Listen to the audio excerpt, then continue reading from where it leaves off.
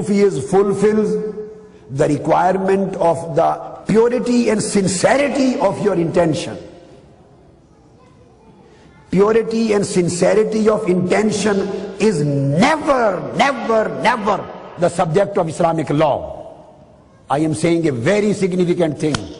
Take up the fiqh, Kutubul fiqh, Hanafi fiqh, Shafi'i fiqh, Maliki fiqh, Hanbali fiqh, Jafri fiqh, Salafi fiqh. You may take any book of fiqh in your hands and read the chapters. They will start from Tahara, Ghusl, Wudu, this and that. Then they'll come to the prayer, Salat and Som and Zakat and Hajj, and then all halal and haram. Everything religious and secular would be mentioned there. I'm telling you a very significant point. And last, there are thousands.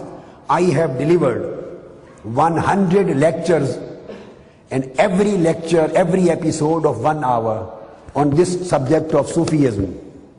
100 lectures, and every lecture is of 1 hour duration.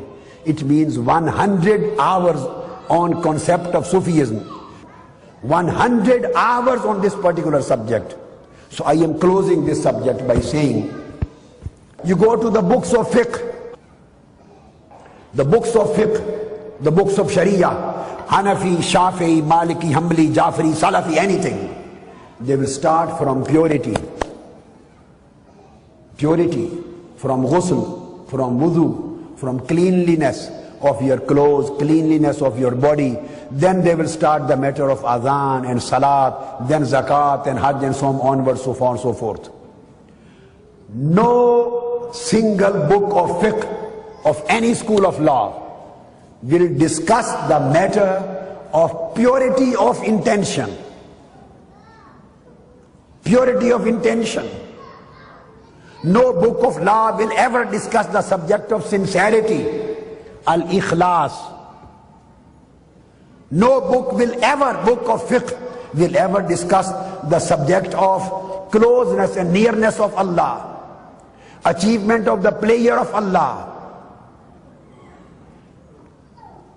All these subjects which deal with your heart, which deal with your intention, with your niyyah, purity of heart, purity of thought, purity of ideas, sincerity, nearness of Almighty Allah, love of Almighty Allah, your heart submitting to Almighty Allah, seeking for His pleasure, rida of Allah, the pleasure of Almighty Allah, nearness of Almighty Allah. All these subjects you will never ever see in a single book of fiqh. Maybe Hanafi, Maliki, Shafi'i, Hanbali, Jafri, Salafi, any book. You will never see these subjects over there. And the question is that Holy Prophet says, Innamal a'malu bin niyyat. All your acts depend upon your niyyah, your intention. If every act and acceptability of every act or rejectability of every act completely depends upon your niyyah, the hidden thing, the motive, the intention which is hidden in your heart. Are you committing the act of riyah? You are doing this act to show somebody else, or you are doing this just for sake, pleasure of Almighty Allah? This is the sole criterion on the basis of which your acts are going to be accepted or your acts are going to be rejected. But you will never ever find this particular concept of the pleasure of Allah, the niyyah of Allah, the ridwanullah, Allah's pleasure, His, or seeking Allah's pleasure, sincerity, ikhlas of niyyah. These subjects you will never see in the books of fiqh. So where will you find these subjects?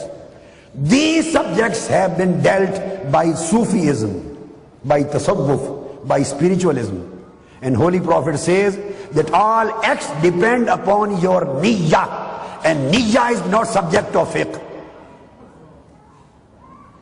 Dependability of acts is based on the purity of niyyah. And purity of niyyah is not the subject of fiqh of law. This is the subject of Sufism and Tasawwuf and spiritualism. So it means every act which is away from spiritualism and Tasawwuf and Sufi path, that is not able to be accepted in the eyes of Almighty Allah. So Zahir, connecting Zahir and Batin, this is the only way how you get Almighty Allah's pleasure. So Holy Prophet ﷺ prepared a full-fledged group of individuals of Ashab al-Suffa, and they were specialized of Sufism. Ashab al-Suffa, they were specialized on Sufism, on spiritualism, on spirituality, and they were always busy in cleansing their inner self and developing and promoting the abilities of their spirit and soul. So this is the basic thing which we have to deal with.